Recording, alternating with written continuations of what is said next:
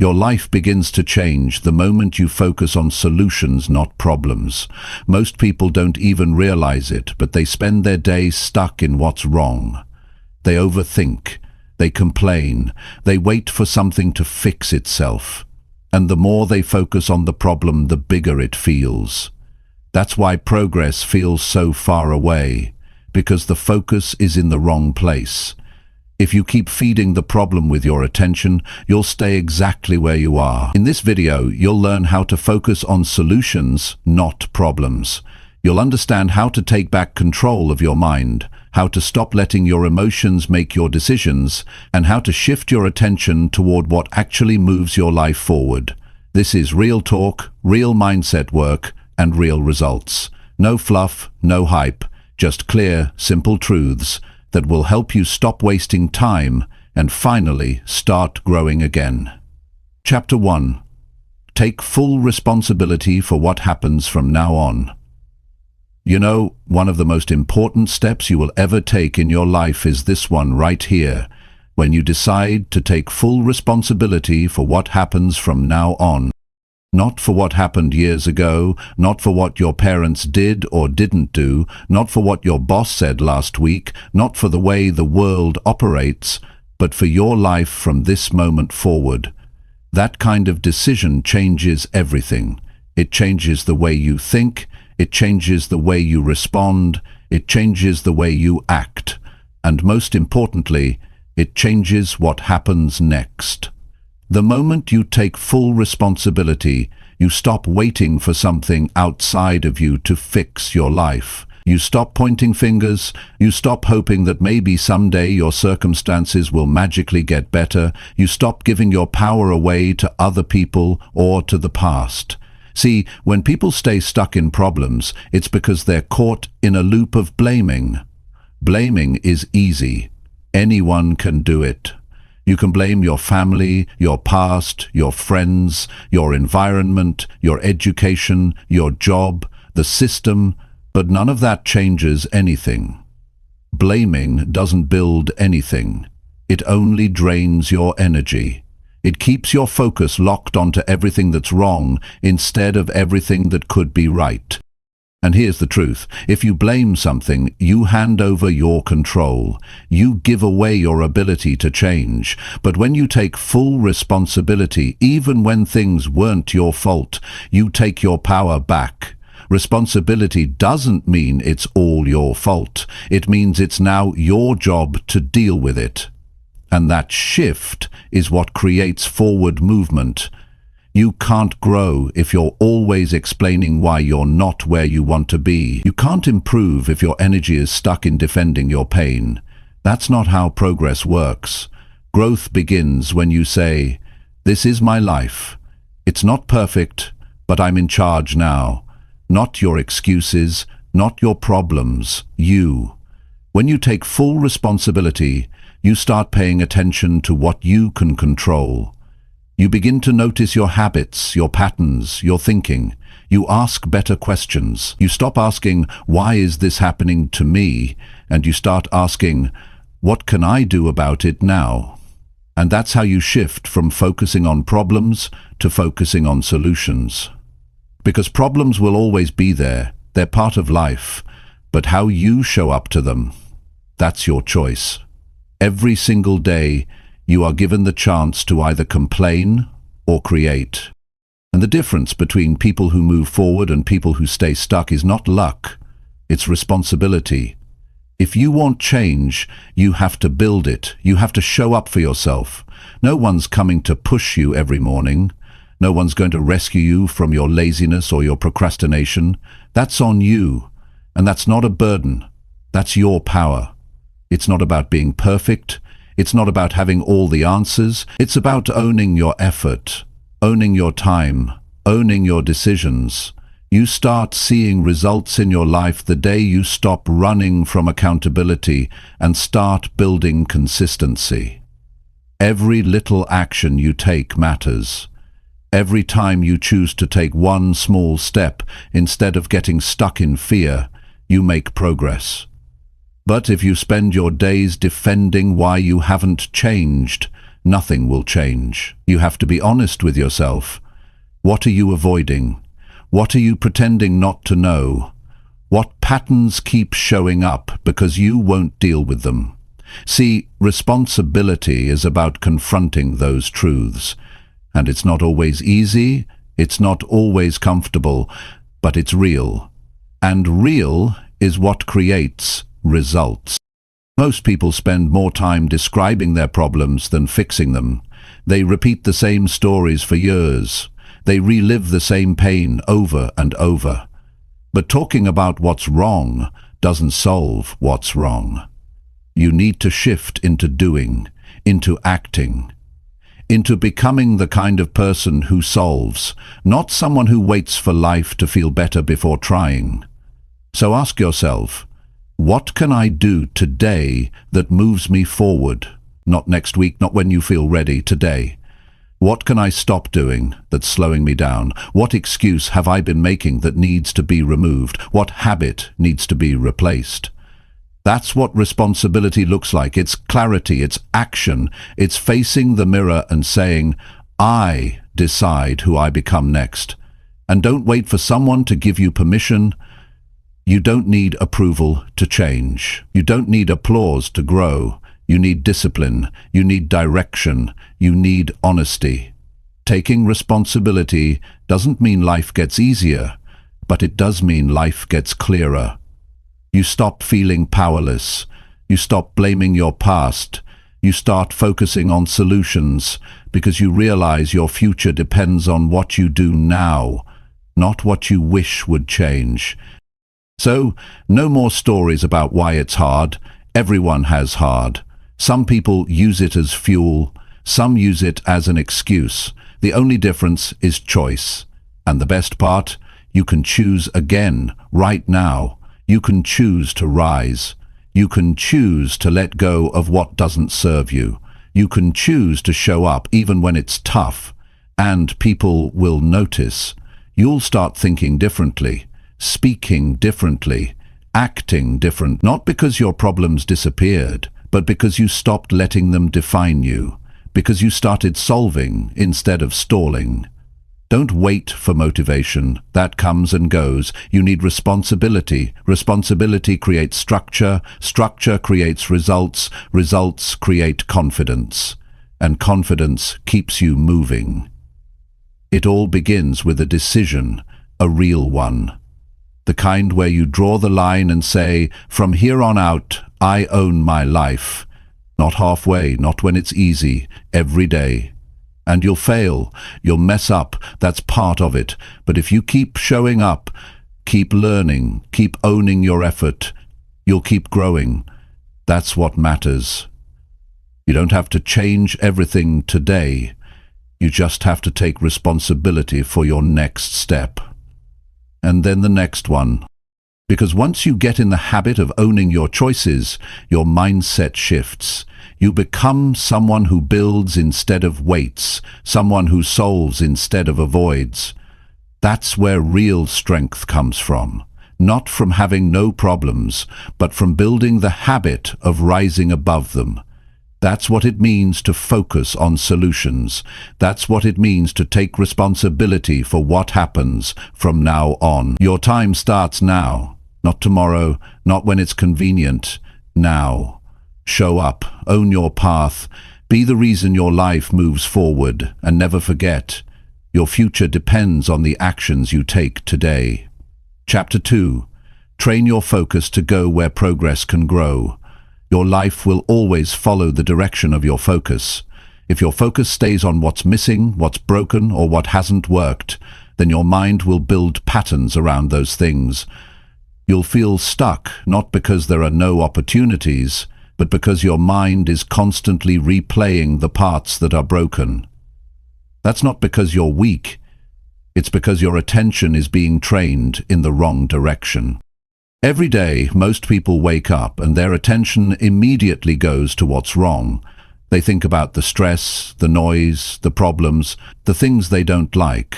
Their focus is shaped by what makes them feel stuck, and without realizing it, that becomes their mental routine. But if you want to create change in your life, You need to train your focus to go where progress can grow. Progress doesn't grow in the middle of negative thinking. It doesn't grow when all your attention is locked into fear, resentment, regret, or excuses. Progress grows in clarity. It grows in direction. And it starts with you being aware of what your focus is doing. Every moment, every hour, every day. You can't keep feeding your mind constant reminders of failure and expect confidence to rise. You can't keep staring at setbacks and expect motivation to show up. You need to deliberately choose where you place your attention. That's what training your focus means. You take it seriously. You treat it like something valuable, because it is. Your focus is your energy, and where your energy goes, your future follows. Most people are focused on the wrong things, not because they want to be, but because they've never been taught how to control it. They've never been told. You can direct your focus. You can train it like a muscle. You can teach your mind to see what's useful instead of just what's urgent. But it starts with becoming aware. Start noticing what steals your focus. Is it the constant noise of comparing yourself to others? Is it fear of what could go wrong? Is it a habit of jumping from one thought to another without ever being grounded in the present? If you don't catch it, your attention becomes scattered, and scattered focus leads to scattered results. Training your focus means slowing down enough to ask yourself, what am I actually giving my energy to right now? If the answer doesn't serve your growth, you need to shift it. This doesn't mean you ignore problems. It means you don't feed them more than they deserve. You see them, you address them, but you don't live inside them. Progress is built when you focus on actions, not distractions. When you wake up and choose to think about what you can build today. When you go through your day catching the moments your mind drifts into negativity and gently pulling it back to what matters. It's not about being positive all the time. It's about being aware and deliberate with your attention. You might feel overwhelmed some days. That's normal, but even in the middle of that, you still get to decide what gets your full focus. You still have the power to say, I'm going to give my energy to something that helps me grow, not something that makes me feel smaller. When you keep doing that, something changes. Slowly your brain starts to recognize progress as the normal way of thinking. You stop seeing everything as a problem. You start asking different questions. You ask, what can I learn from this? What's the next step I can take today? What would make this day just a little better than yesterday? And those questions pull your attention toward action, toward clarity, toward the kind of mindset that doesn't break down when life gets difficult. Because a focused mind is a strong mind, and a strong mind builds real change. People often say they don't have time to focus, but it's not about time. It's about attention. You can have 5 minutes of deep focus that moves your life forward more than 5 hours of mindless distraction. It's not the clock that's holding you back. It's how much of your day you give away to things that don't grow you. Your phone is a tool. Your environment is a tool. Your thoughts are tools. But if you let those tools take over, your focus becomes fragmented and progress dies in a distracted mind. So how do you start training your focus? You practice every day. You take small moments to center yourself. You write down what matters to you. You set short goals that bring clarity. You track where your attention goes when you're tired, overwhelmed, or frustrated. You learn to catch your mind when it slips into patterns of overthinking, self-doubt, or anger, and you redirect it. This isn't something you do once. This is something you build. Focus is a practice. It's a skill. And like any skill, the more you work on it, the stronger it gets. The more consistent you are, the more natural it becomes. You don't need perfect focus. You just need better focus than yesterday. If your focus was scattered all week, but today you took 30 minutes to work with deep clarity, that's progress, that's growth. And that's how change begins. Small decisions, clear direction, real effort. Your attention is one of your greatest powers, but you have to use it like it matters. Stop giving it to everything that asks for it. Not every notification, not every opinion, not every memory deserves your focus. You get to choose, and when you start choosing more wisely, you start seeing new results. You start noticing that you don't feel as stuck. You feel more in control. You have more energy for the things that matter. You spend less time explaining why you feel behind, and more time building momentum. Progress is always possible, but it's only visible to those who are looking in the right direction. Don't expect to feel motivated if you're constantly watching things that drain you. Don't expect to feel disciplined if your focus is scattered across distractions. Your life needs structure. Your mind needs guidance, and that starts with training your focus. When you learn to do that, you stop waiting for the perfect moment. You stop searching for shortcuts. You start doing the work with a clear mind.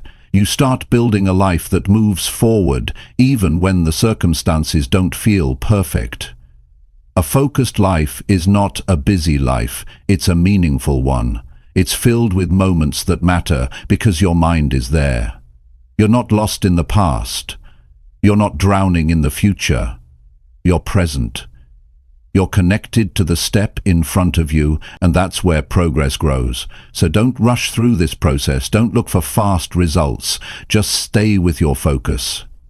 Practice noticing where it goes. Practice pulling it back to your priorities. Practice giving it fully to the things that make you stronger, calmer, clearer. If you do that day after day, you'll notice something powerful.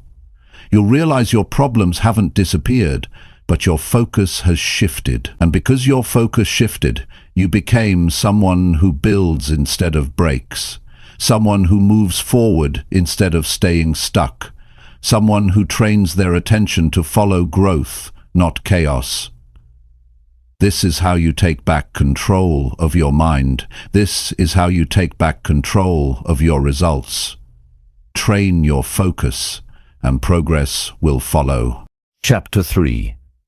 Act before fear makes the problem feel too big. One of the biggest mistakes people make in life is waiting. Waiting until they feel ready. Waiting until they're no longer afraid. Waiting until the situation seems easier. But the longer you wait, the harder everything starts to feel. Fear doesn't shrink on its own. It grows. It multiplies. The more time you spend thinking about the problem without doing anything, the more impossible it starts to look. That's how your mind works. When you hesitate, when you pause too long, your imagination takes over and turns challenges into monsters. What started as a small step becomes a mountain in your mind, not because it's truly that difficult, but because you've allowed fear to stretch it out of proportion. That's why the most important action you can take is to move early. Act before fear has time to build. Act before the problem becomes exaggerated in your thoughts. When something difficult shows up in your life, your first instinct might be to pull back, to think more, to analyze, but overthinking rarely gives you more courage. What builds courage is movement. Doing one thing that proves to your mind you're not helpless, that you're not stuck, that you still have the ability to move forward no matter how unsure you feel. Fear will always find a way to grow if you give it space. If you let fear sit in your head too long, it starts controlling your voice, your choices, and your decisions. It tells you to stay safe. It reminds you of the last time you failed. It plays all the worst-case scenarios in your mind. But fear is not a signal to stop. It's a sign to start. Not recklessly, not blindly, but intentionally. Because the longer you stall, the more power fear gains. It's important to understand something very real about the way your brain works. Your brain is built to protect you. It scans for threats. It's always looking for danger, but it doesn't know the difference between real danger and discomfort. So when you feel nervous about making a move, your brain says, "Let's wait." And if you follow that voice, you create a habit of hesitation. That habit becomes automatic, and one day you wake up and realize you've been standing still for months or years, not because you're incapable, but because fear trained you to pause instead of push. You don't overcome fear by thinking about it. You overcome it by doing something that moves your life forward. That might be a small step. That might be a conversation. That might be applying for something, showing up somewhere, speaking up, committing to a plan. But the key is movement. Because once you move, your brain starts getting a new message. It starts learning that the discomfort is not deadly. That stepping forward didn't destroy you.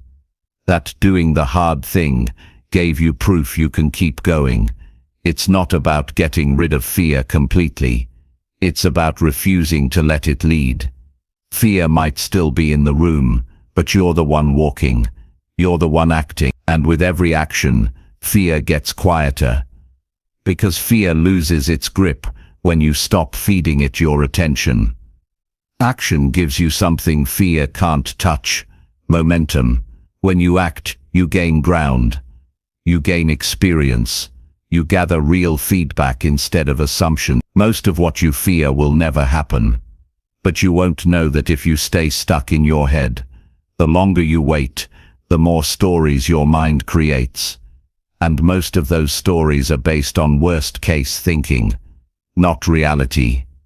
When you act early, you take away fear's chance to build. You stay in control. You keep the problem small enough to solve. That's the advantage of acting before you feel fully ready. You catch the challenge before it turns into a crisis. You deal with it while it's still manageable. You prevent it from growing into something that drains your energy and clouds your judgment. People think courage feels like confidence, but courage often feels like shaking hands, a nervous stomach, a dry throat, and still doing the thing anyway. Courage doesn't come first, it shows up after the action. You build it as you go, and the more you practice doing hard things, the less control fear has over your choices. Don't wait for everything to feel certain. That moment might never come. Some clarity only arrives after you begin. You take one step, and the next step becomes a little clearer. You move, and your mind starts adapting. But if you wait for clarity before you move, you miss opportunities. You stay behind. You let fear guide your pace, and fear has no interest in your growth. It only wants your safety, and safety, while comfortable, never builds a meaningful life. Growth comes from doing. You grow when you stretch yourself.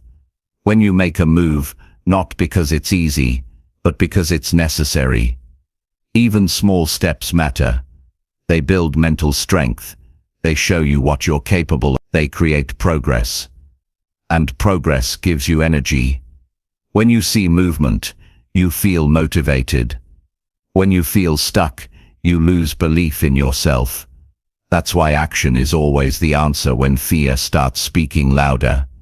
You don't need to know everything to begin. You need to know what matters right now. You need to trust that progress doesn't come from perfect conditions. It comes from deciding, this matters to me, and I'm willing to act before fear takes over. That mindset creates a life of results, a life of growth, a life that keeps moving even in the